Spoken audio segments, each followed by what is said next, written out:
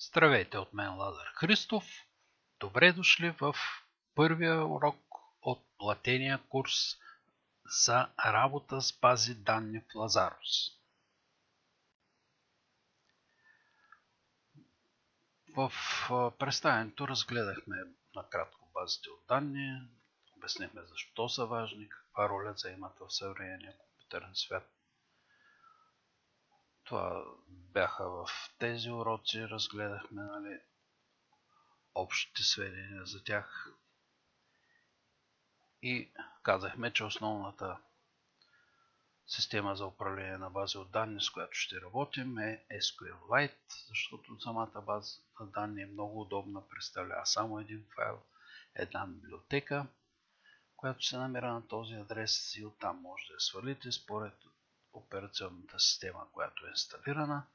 За 32 битов Windows е този файл, за 64 този. И след това тя трябва да се копира на компютъра и когато правим проект да се постави в директорията. Така, другото, което разгледахме, бяха тези компоненти за работа с база данни в Lazarus, разположени на следните три ленти.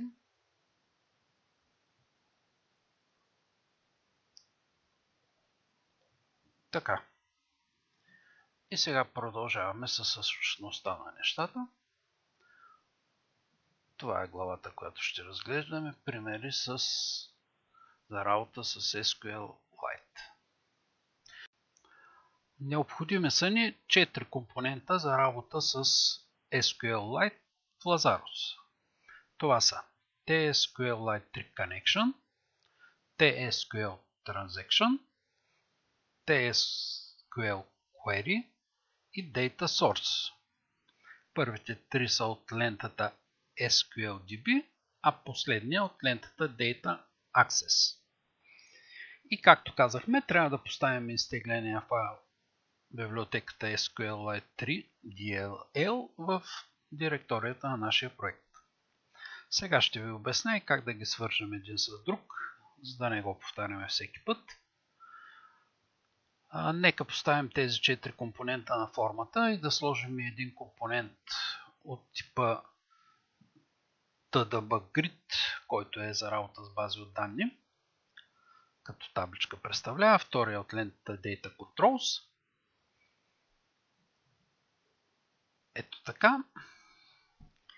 Да го покажа, впрочем, в Lazarus. Ето това е, което сме направили в Lazarus. Първо компонента TDB-Grid 1, този, като табличка, сме го поставили и разширили във формата. Както казахме, той е от лентата Data Control, втория от дясно, ето го.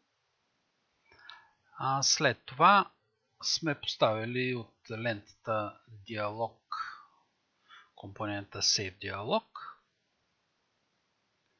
Ето е от лентата Dialogs, това е втория, Save Dialog. След това сме поставили компонента Data Source, който, както казахме, се намира в лентата Data Access. Ето го, тук с трите стрелкички. След това другата лента за работа с база данни трябва тук с стрелкичката да се придвижим. Ето е SQLDB.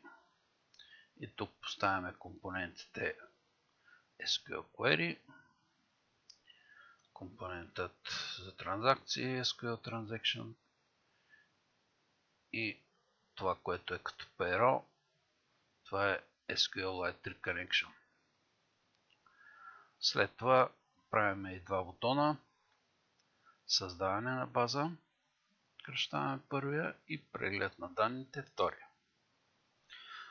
Това е до момента за безплатното представяне на този урок.